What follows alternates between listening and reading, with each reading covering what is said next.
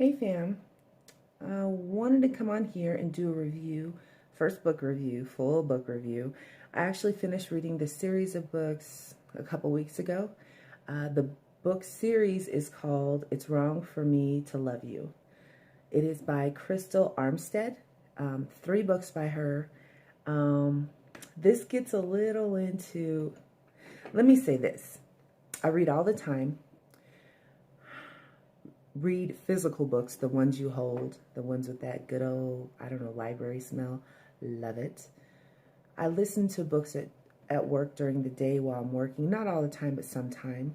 Get them through the library, once in a while pay for them, get them through Amazon. My focus is Black authors, okay? I like fiction books. I prefer books that are written by Black people because I'm Black. They help you share the Black experience. From everything about Black people and our culture, from the way that we talk, dress, the music that we listen to, the things that bond us, whatever. That's just, I need to put that out there because I just want you to know this is what I focus on. I do read books that are written by other people, but I just look for the most and prefer to read books by Black authors, as well as all the books about Black history in the world. Definitely have been doing a whole lot of that lately. But anyway, I wanted to share this review because I really like these three books. And if you have not read them, I highly recommend that you do. Okay, so I was a dummy and took my book back. And I'm cheap, y'all. I get my books from the library a lot. Not to mention the fact that you start running out of room for all your books, okay? You find yourself giving them away or drop whatever. So I do, a lot of library. Proud of it. Okay. Anyway, so I am bringing this computer here so I can just show you if I can. I don't know how good this is going to look. But, oh gosh. Can I get it on there? That's a picture of the cover of book one. And I just wanted you to see that so you have an idea. This book was very interesting. Let me just tell you how it started. Okay. So at the beginning of the book, there is Nevaeh. Nevaeh is a college student. She's a dark-skinned, beautiful Black young woman, and basically she has a best friend named Charlene, and her best friend has gone away for the weekend because her uncle has passed away, and she's going, to see family and the funeral and whatnot. And out of the blue, Nevaeh gets a call from Charlene's boyfriend, Aaron. Okay, now they all went to high school together, so they've known each other for years. And originally, Nevaeh and Charlene were there going to school together, and I think it was their junior year. Aaron showed up, and when he showed up, he walked into a class that the two of them shared together, and they were like standing, Nevaeh and Charlene were standing there talking to each other, and they both saw Aaron, and Aaron immediately locked eyes with Nevaeh, and he was walking over to her, and Charlene literally stepped in front of her and introduced herself and spit game to him, okay? Asked him out, basically. She got him by default, basically. I don't know how else to put that, because there were sparks immediately between Nevaeh and Aaron that were never acted upon. So anyway, years later in high school, or I'm sorry, in college, Charlene and Aaron are still a couple, and since they started dating each other, at first things were really wonderful between Charlene and Aaron, and then their friends that were around them started telling Aaron who Charlene was. She was a thought, okay? And what I mean is she was sleeping with any and everybody around her. She was a girl who would get so high on drugs or get drunk and be at a party and not remember who she slept with the next day. And I do mean guys and girls, like she was sick with it, okay? And now we're not trying to be here to slut shame, but sometimes that's called for. I'm sorry. If you are that out of pocket, if you have no control over your sexual actions to a point where you don't even remember them, you got a problem, okay? Ain't nothing wrong with talking about it. Okay, so anyway, Nevaeh gets a call from him, and she's shocked, like, what's going on? And he's like, I really need to talk to you. Can I please come over? And she's like, okay, I guess so. So he ends up showing up there at her dorm, and she goes downstairs to meet him and talk to him, and Aaron lays it all out. He's like, I think I'm in love with you. I want you.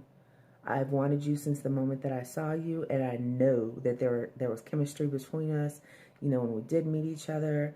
And Nevaeh is standing there just, wow, I can't believe this. Why are you telling me this now? Like, they're immediate pissed at the same time, because not only are you with my best friend, but you've been with her all the, like, what the hell is that? You know, she's like pissed with every right to be.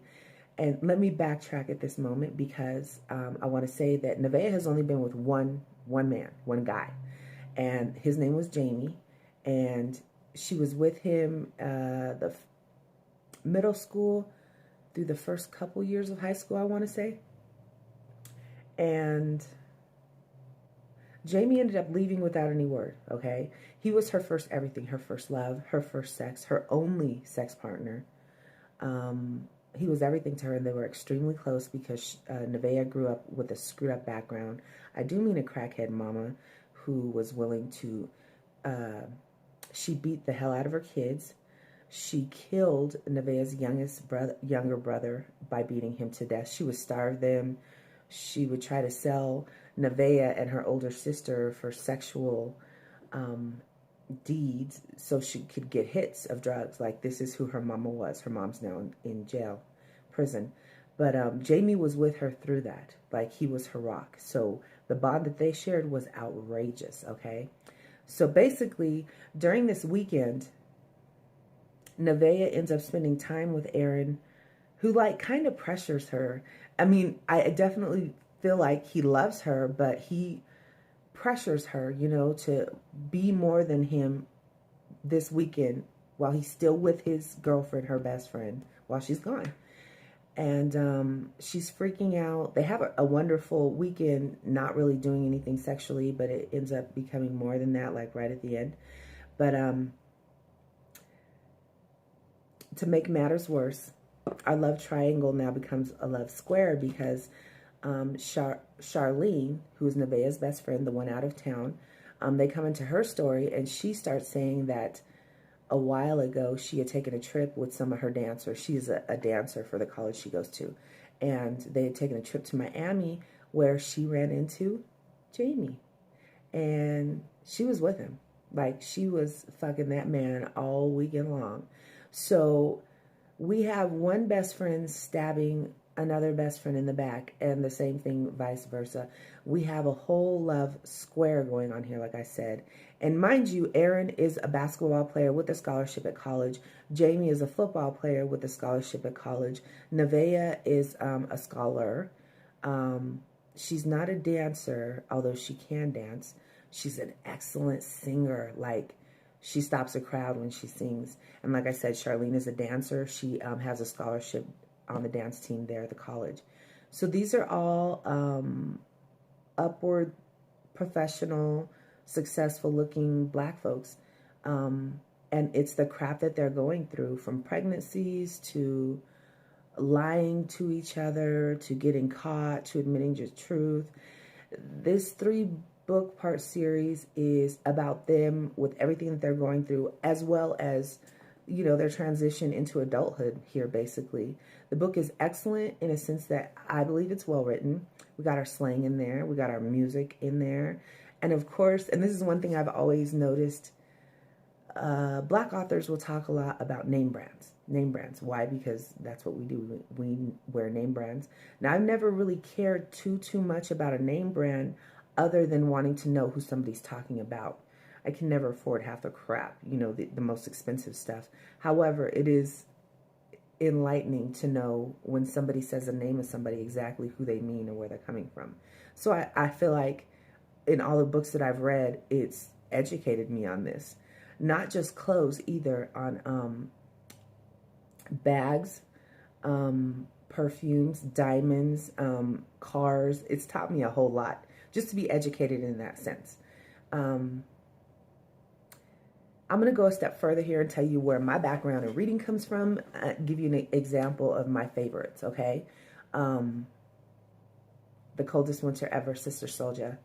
That has to be one of my absolute favorite books I've ever read in my entire life.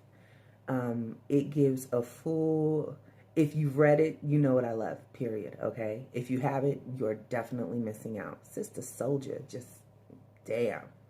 Okay, more recently, the Cartel series. I have these books behind me. I'm like, I have to grab one. Anyway, the Cartel series, which is written by Ashley and Jaquavis. These two are a married writing couple, and I had read them for years and didn't know that. I just knew they wrote together, and then separately, they each have books that they write as well.